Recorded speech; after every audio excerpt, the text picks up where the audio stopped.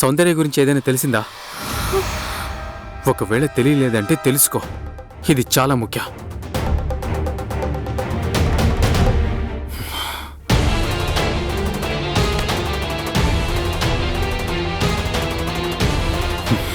ఇంత పెద్ద సిటీలో తనని ఎలా వెతికేది?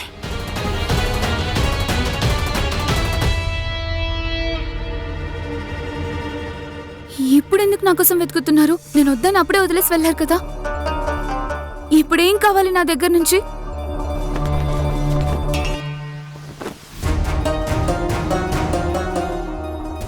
ఏదేమైనా సరే నేను ఇలా భయపడుతూ ఉండలేను.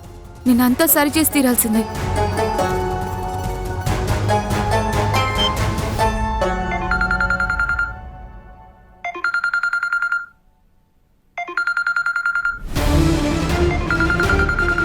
హలో, నేను ఎప్పటి నుంచో నీకు ఫోన్ చేయడానికి ట్రై చేస్తున్నాను తెలుసా నీకు? ఎక్కడికి వెళ్ళిపోయావు? అయినా నేనెందుకు చెప్పాలి? నేను ఎక్కడుంటే ఏంటి? నాకు భయంగా ఉంటుంది కదా.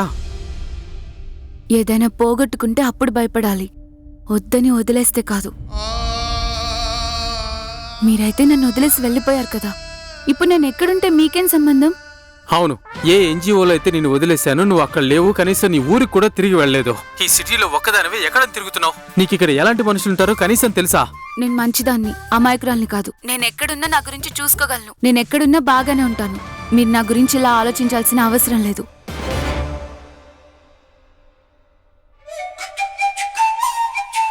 ఇదేమైనా న్యాయంగా ఉందా పరమేశ్వర? పనులన్నీ మేం చేస్తే లాభం మాత్రం ఈవిడ తీసుకుంటుంది. ఏమైనా అన్నావా? లేదు వదినా, పళ్ళు తినండి, పళ్ళు.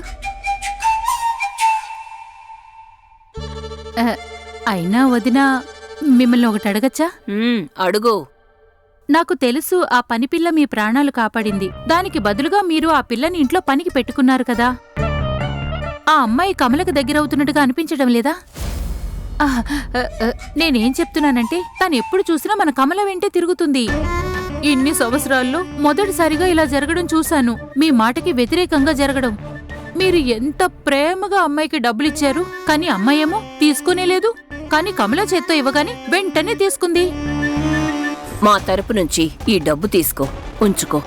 నేనిది తీసుకోలేను. చూడు తల్లి, పెద్దవాళ్ళు ఏదైనా సంతోషంగా ఇస్తే దాన్ని తీసుకోవాలి. సరే, ఒప్పుకుంటాను వాళ్ళిద్దరూ పల్లెటూరు నుంచి వచ్చారని. నాకు తెలిసి బహుశా ఇద్దరూ ఒకరికొకరు సొంత వాళ్లలా అనిపించి ఉండొచ్చు వదినా. కానీ వదినా, నేను ఏం చెప్పాలనుకున్నానంటే, ఎప్పుడైతే మన కాళ్ల కింద ఉండాల్సిన చెప్పులు మన మీద పెత్తనం చెలాయిస్తే మళ్లీ కాళ్ల దగ్గరికి పంపించేయాలి. అప్పుడే ఆ చెప్పుకి అర్థమవుతుంది తన స్థానం కాళ్ల దగ్గరని, వేరే వాళ్ల తల మీద కాదని.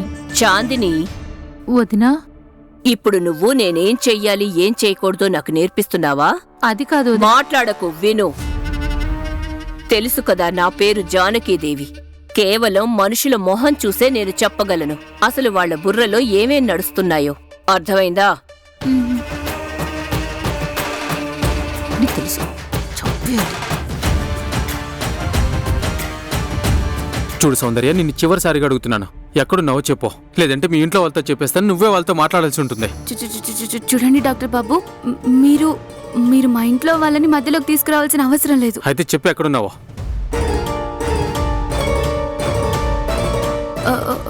అది నేను ఇక్కడ ఎన్జిఓ పక్కనున్న శివాలయం ఉంది కదా, నేను ఇక్కడే ఉంటున్నాను.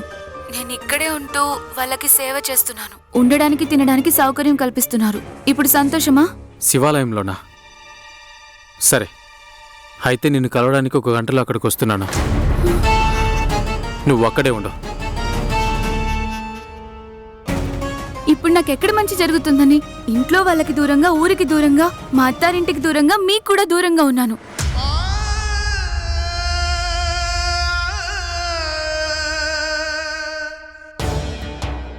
కానీ మీరు నన్ను కలవడానికి ఎందుకు వస్తున్నారు?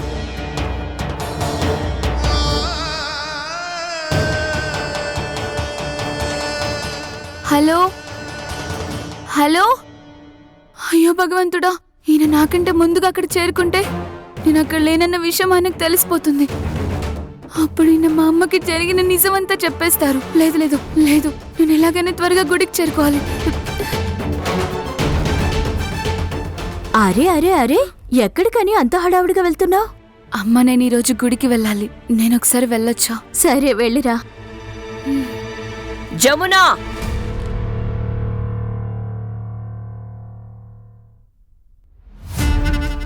ఈ ఇంట్లో ఎప్పుడు ఎవరు ఎలా వస్తారు, ఎవరు ఎప్పుడు వెళ్తారు, ఎవరు ఎప్పుడు నవ్వుతారు, ఎవరెప్పుడు ఏడుస్తారు, ఎవరికేం దక్కుతుంది, ఎవరు ఏం కోల్పోతారు, ఈ నిర్ణయాలన్నీ నేను తీసుకుంటాను, కమలా కాదు.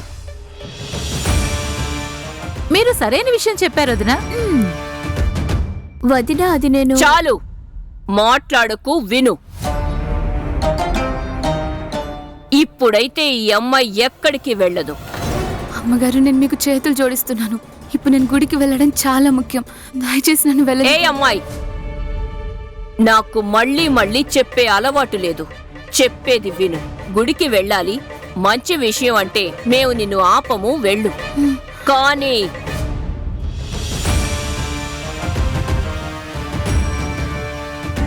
పెరట్లో ఇందాక కొత్త చెట్లు ఏవైతే వచ్చాయో అవన్నిటినీ శుభ్రం చేసి అప్పుడు వెళ్ళు. కానీ అంతలోపే ఆలస్యం అయిపోతుంది. నేను 1 గంటలో గుడికి చేరుకోవడం చాలా ముఖ్యం. ఎందుకు? అక్కడ మీ ఆయన నీ కోసం ఏమైనా ఎదురు చూస్తున్నాడా?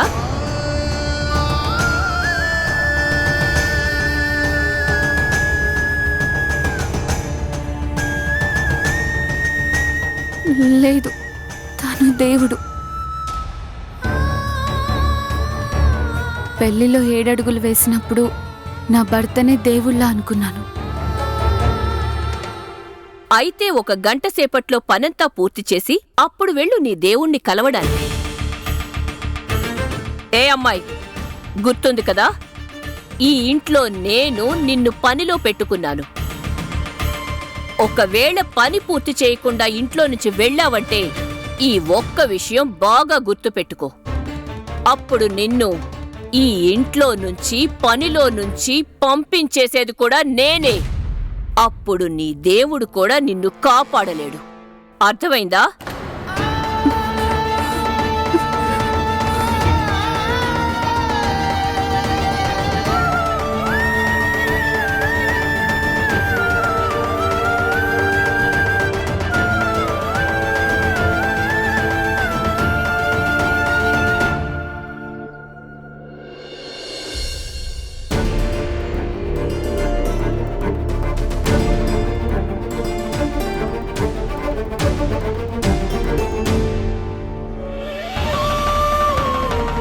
అయ్యో భగవంతుడా, ఇక్కడ ఇంత చెత్త వచ్చి పడింది. ఇంకా కొత్త చెట్లను కూడా నాటాల్సింది. అది కూడా 1 గంటలోపు. నేను ఎలాగైనా సరే ఈ పనిని పూర్తి చేయాలి.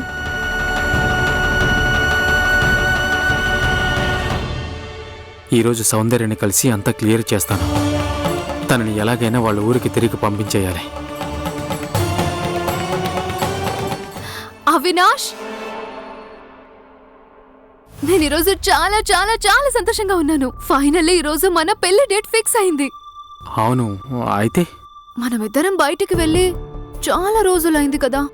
పదా డేట్ కి వెళ్దాం.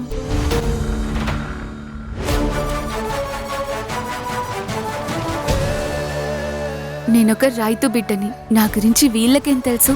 దీన్నంతా నేను సులభంగా చేసేస్తాను. ఈ మొత్తం పెరడుని నేను ఎలా అలంకరిస్తానంటే అమ్మగారు చూస్తూ ఉండాల్సిందే.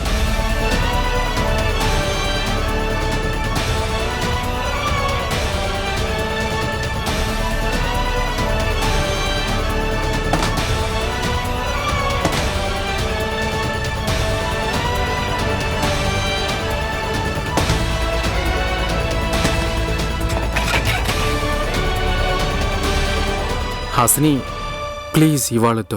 ఈ రోజు నాకు చాలా ముఖ్యమైన పని ఉంది. మళ్ళీ ఇంకెప్పుడైనా వెళ్దాం ప్లీజ్. ప్లీజ్ వెళ్దాం. నీకు నాకంటే ముఖ్యమైన పని ఏముంది? ఈ మధ్య ఎందుకు ఎప్పుడు బిజీగా ఉంటున్నావు? నేను నీకు కాబోయే భార్యని. నువ్వు నాకు టైం ఇవ్వాలి. ప్లీజ్ అవినాష్.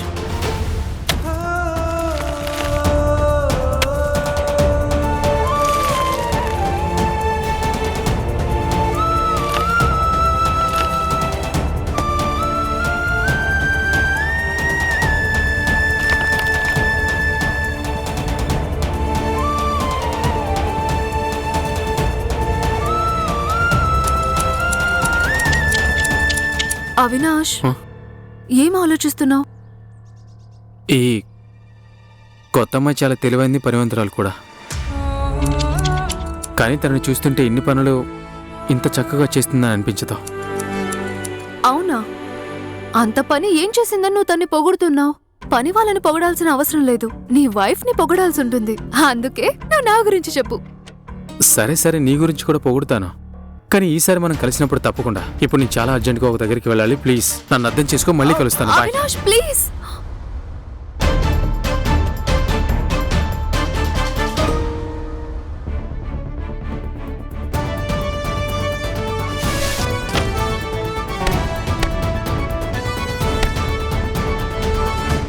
ఈ పని పిల్ల అంతగా ఏం చేస్తుందని అవినాష్ ఇంత ఇంప్రెస్ అవుతున్నాడు? దీని సంగతి నేను ఇప్పుడే చూస్తాను.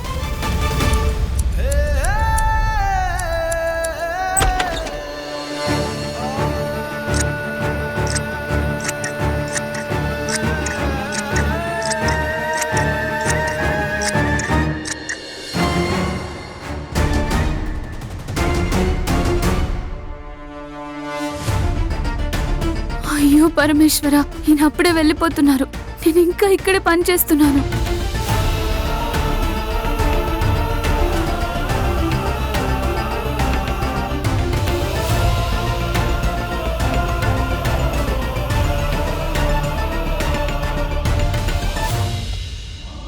పరమేశ్వర, ఈయన బండి వైపుకు కూడా వెళ్తున్నారు.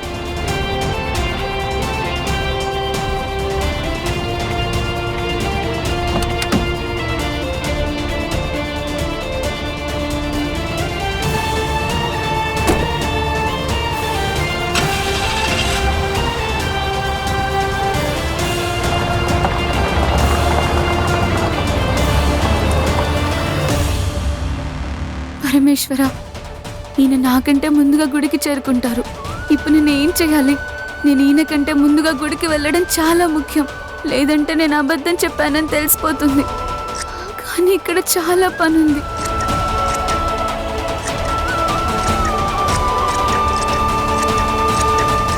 అయ్యో చాందిని, ఎక్కడికి తీసుకెళ్తున్నావు? అయ్యో వదినా, ఒకసారి అమ్మాయిని చూడండి, అమ్మాయిని చూడండి. ఈ అమ్మాయి మొక్కలను చిన్నప్పటి అలవాటున్నట్టు ఎలా తుంచేస్తుందో చూడండి. ఇలా గాని చేస్తే గంటలో చేయాల్సిన పని నిమిషాల్లో చేసుకుని పోతుంది. చూడండి.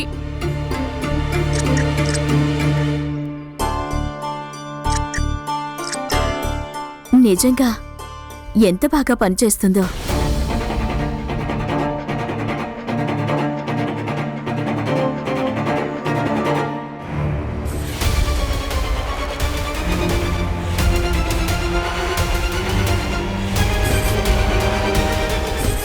దీన్ని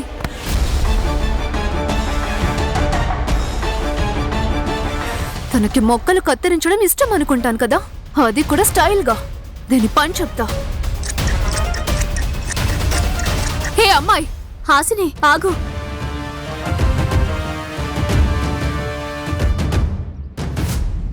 ఏ అమ్మాయి, ఈ రోజు కేవలం నీ చేతులు కాళ్ళు వల్లనే మా ఇంటికి నష్టం జరిగింది. అందుకే నీకు శిక్ష పడి తీరాలి. ఇప్పుడు చూద్దాం నువ్వు ఎలా పని చేస్తావో. కానీ హాసిని గారు, నేను దానికి క్షమాపణ అడిగాను కదా, ఇప్పుడెందుకు శిక్షిస్తున్నారు? నేను ఈ ఇంటి యజమానిని.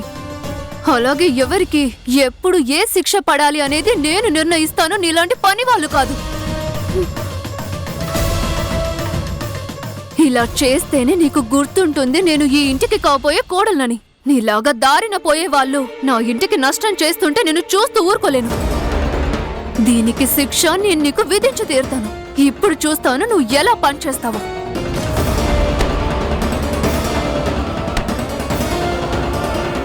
హాసిని ఆగు.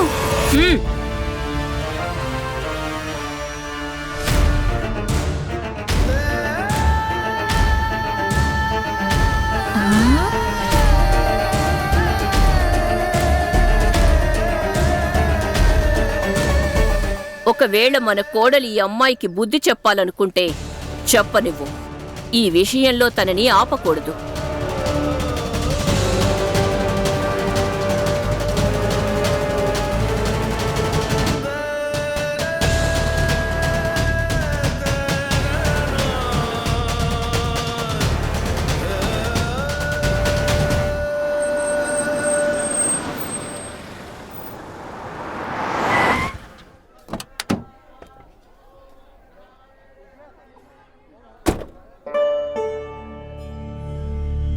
ఇవాళ ఎలా అయినా సౌందర్యని కలిసి తనని కపూరి తిరిగి పంపించాలి. అలా అయితేనే ఈ సౌందర్య వల్ల నా జీవితంలోకి వచ్చిన ఈ బరువు బాధ్యత రెండు తీరిపోతాయి. నేను హాసినితో నా జీవితాన్ని అప్పుడే మొదలు పెట్టగలను.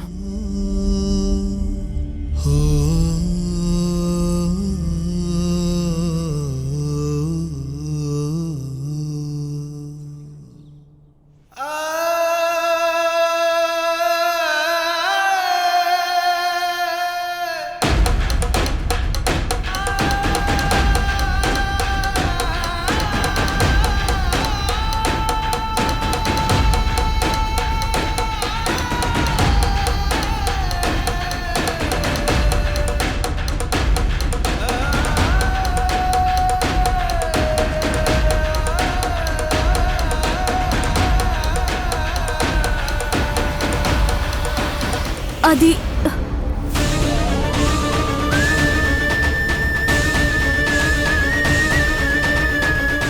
ఇదిగో తీసుకో. ఇప్పుడు చూస్తాను నువ్వు ఎలా పనిచేస్తావో.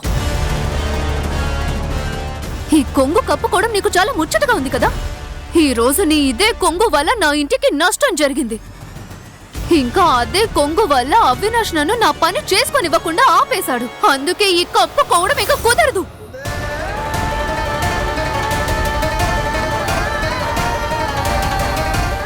హాసిని గారు అలా చేయకండి. నేనే తప్పు చేయలేదు. నువ్వు శిక్ష అనుభవించి తీరాలి.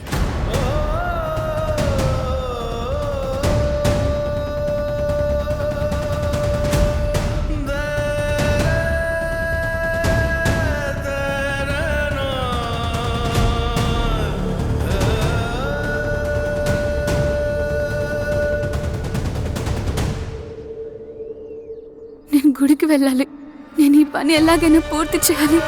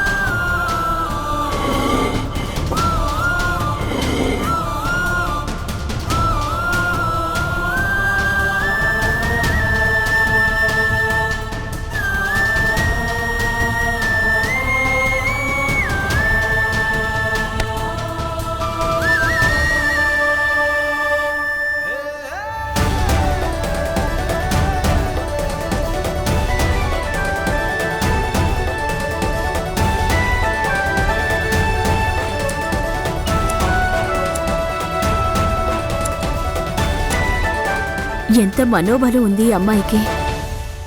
ఇంత కష్టంలో కూడా తను ఓటమిని ఒప్పుకోవట్లేదు.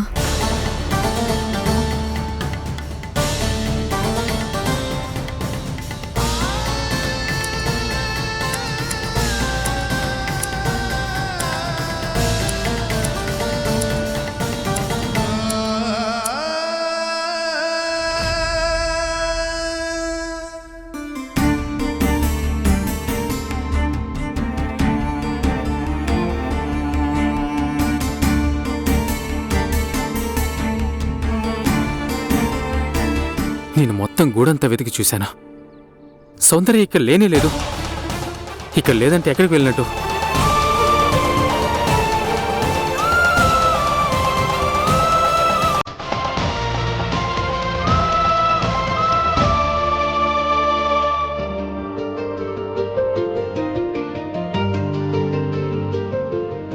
कैसे बहे गंगा सूरत के आंगन में, कैसे खिले धूप बरखा सावन में, कैसे मिले आसमां जमीन से,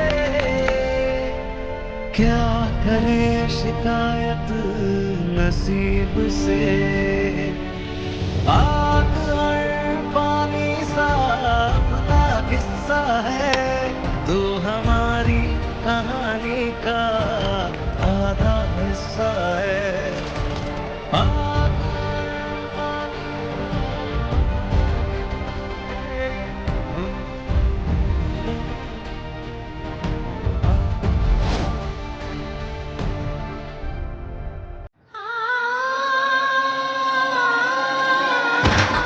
జమునా, నువ్వు బాగానే ఉన్నావా? నువ్వు పద లోపల. కమలా, నీలో అభిమానం పొంగుకొస్తున్నట్టుంది. అంత ఆప్యాయత చూపించాల్సిన అవసరం లేదు. ఇలాంటి నాటకాలన్నీ నాకు చాలా బాగా అర్థమవుతాయి. తన పని తను చేసుకుంటుంది. నువ్వు లోపలికి పద. చాందిని, వదినా. హ్మ్. అయ్యో అక్క, లేవండి మీరు. లేమంటుంటే ఎలా వదిలేయండి అక్క, ఒక్కసారి నా మాట వినండి. అయ్యో లోపలికి పదండి, వదిన చూసుకుంటారు. ఇప్పుడు నువ్వు ఏదైతే అనుభవిస్తున్నావో అది నీకు జరిగి తీరాల్సిందే. నువ్వు నా అవినాష్ దగ్గరికి రావాలని చూస్తున్నావు కదా, అందుకే అనుభవించు. ఎందుకంటే అవినాష్ కేవలం నా వాడు.